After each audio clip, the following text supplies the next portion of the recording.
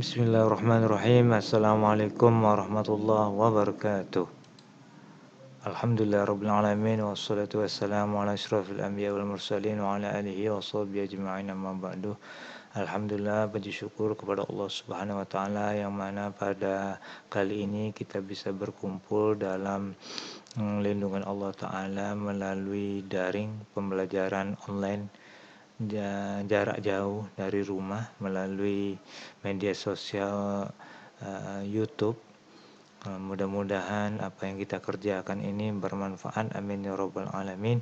Dan selawat kepada Rasulullah sallallahu alaihi wasallam, Allahumma shalli ala sayyidina Muhammad wa ala alihi washabbihi ajmain. Semoga kita mendapatkan syafaat beliau di hari kiamat nanti. Alhamdulillah, pada kali ini kita belajar materi hidup jujur, perilaku jujur, berani dan jujur di halaman buku paket itu pada halaman 18 sampai 31. Silakan dibuka, ini adalah materi tambahan untuk bisa memahami apa yang di dalam buku paket yang telah dibagikan kepada anak-anak kelas 11 SMK LPMD Kabut. Baik, langsung saja kita mulai. Hidup nyaman dengan perilaku jujur. Jujur itu mengatakan sebenarnya tanpa ada kebohongan. Ya, hikmah berperilaku jujur. Yang pertama itu perasaan hati itu tenang.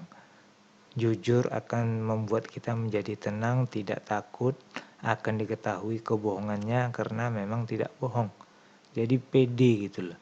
Perasaan hati itu tenang. Dengan apa? Karena yang dia katakan itu dengan sebenarnya. Apabila dia katakan dengan tidak sebenarnya, dia berbohong, maka dia telah berdosa, kemudian menimbulkan penyakit di dalam dirinya sendiri. Yang kedua, itu mendapatkan kemudahan dalam hidupnya. Siapa yang memudahkannya? Tentunya Allah Subhanahu wa taala. Karena Allah suka dengan yang jujur. Dengan jujur itu adalah kita mengikuti sifat-sifat para nabi dan rasul. Yang berikutnya, yang ketiga, itu orang jujur dicintai oleh Allah Subhanahu wa taala dan rasulnya. Pasti hidupnya tenang, kebutuhannya dicukupi, permintaannya dikabulkan, keluarganya sehat, aman dari segala bencana dan musibah. Itulah hikmah perilaku jujur. Ini peta konsep hidup nyaman dan jujur ini seperti ini. Dalam materi kita pada bab 2 ya. Yang pertama itu pengertian jujur, keutamaan jujur, dan macam-macam jujur, kemudian petaka kebohongan.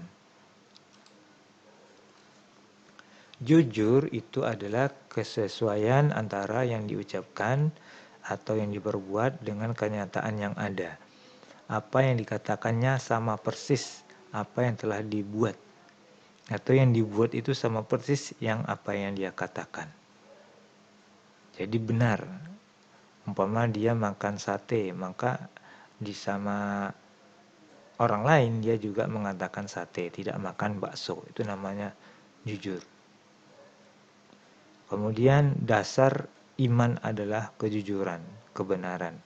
Dengan adanya iman itu kita akan menjadi kuat beribadah kepada Allah Ta'ala. Iman itu percaya kepada Allah, Rasul, kitab, hari akhirat, malaikat yang ada 6 itu. Kemudian pengertian jujur itu dasar nifak adalah kebohongan atau kedustaan, bohong ya. Jadi dengan mengatakan tidak sesuatu pada kenyataannya itu sama dengan dusta atau nifak, munafik.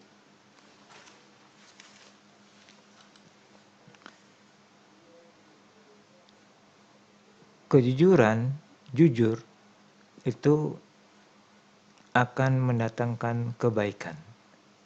Kejujuran mendatangkan keberkahan. Orang jujur dihormati oleh orang lain, dihargai oleh orang lain, disenangi oleh orang lain. Orang jujur dipercaya oleh orang lain, hidupnya tenang. Setiap kita membeli sesuatu, pasti akan mencari warung atau kedai atau toko yang kita percayai, yang tidak berbohong dalam timbangan, berbohong dalam harga, dan lain sebagainya. Pasti itu. Kemudian di sini ada macam-macam kejujuran. Yang pertama, ada jujur dalam niat atau berkehendak ya, niat dan berkehendak. Yang kedua, jujur dalam ucapan. Yang ketiga, jujur dalam tekad dan memenuhi janji. Jujur dalam perbuatan, jujur dalam kedudukan beragama. Ada 5 di sini. Ini adalah contoh seorang bapak memberikan dengan ikhlas infak atau sedekah kepada nenek-nenek. Bisa jadi ini adalah contoh dari pengurus masjid disuruh memberikan bantuan kepada kaum duafa berupa uang, umpamanya 1 juta untuk nenek ini, maka akan diberikan 1 juta, tidak dikurangi gitu. Jadi amal berupa uang diberikan kepada nenek ini, kemudian dikasih dengan jumlah yang sama. Itu namanya jujur. Kalau disuruh memberikan 1 juta oleh pengurus masjid atau pengusaha atau orang dermawan, kemudian diberikan kepada nenek ini 900, maka si bapak yang baju merah ini telah korupsi 100, yang dikasih cuma 900. Itu namanya tidak jujur, berbohong. Ini contohnya.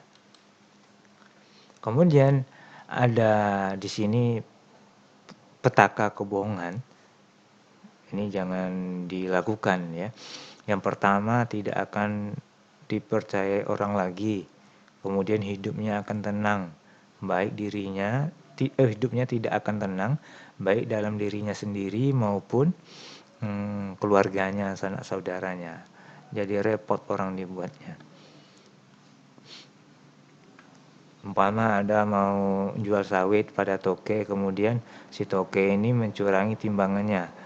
Awalnya sawitnya 500 kilo, tapi ternyata yang dibayar hanya 300 kilo. Jadi si toke udah korupsi 200 kilo. Maka pasti yang punya sawit tidak akan menjual lagi sama si toke tersebut karena sudah tidak percaya. Begitu contohnya. Orang yang berbohong itu tidak akan tenang hidupnya. Tidak akan tenang, pasti ada bencana musibah. Ada seorang toke penjual itu dengan kebohongannya itu sering sakit, kemudian harta bendanya sering hilang karena dia sering mencurangi orang lain. Tentu hidupnya tidak akan tenang. Yang ketiga, orang yang berbohong itu akan dibenci orang lain.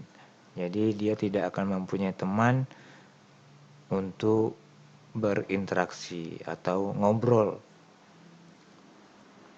Yang keempat itu orang yang berbohong akan masuk penjara.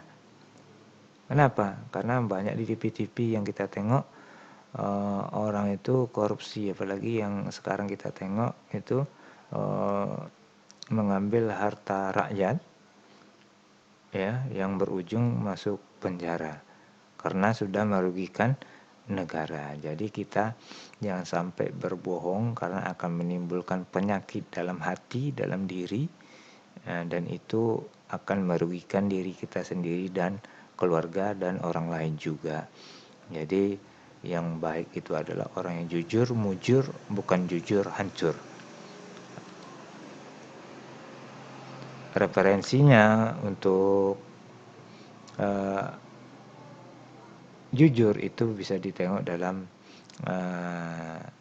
buku Makarimul Akhlak karya Syekhul Islam Ibnu Taimiyah ya, Mukhtasar Minhajul Qasidin, buku pendidikan agama Islam Budi Pekerti kelas 11. Ya, ini referensinya. Nah, kemudian ada tugas untuk anak-anak Bapak. Pilih salah satu tugas di antara 3 pertanyaan ini.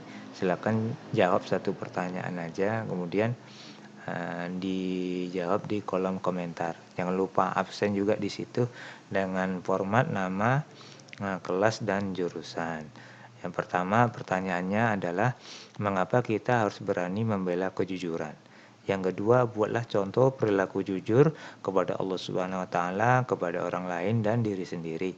Kemudian yang ketiga, jelaskan manfaat berani dalam kebenaran dan kejujuran. Silakan pilih ya di antara 3 ini di dalam komentar. Itulah materi singkat kita pada kali ini. Semoga bermanfaat dan bisa dimengerti. Sekian, wassalamualaikum warahmatullahi wabarakatuh.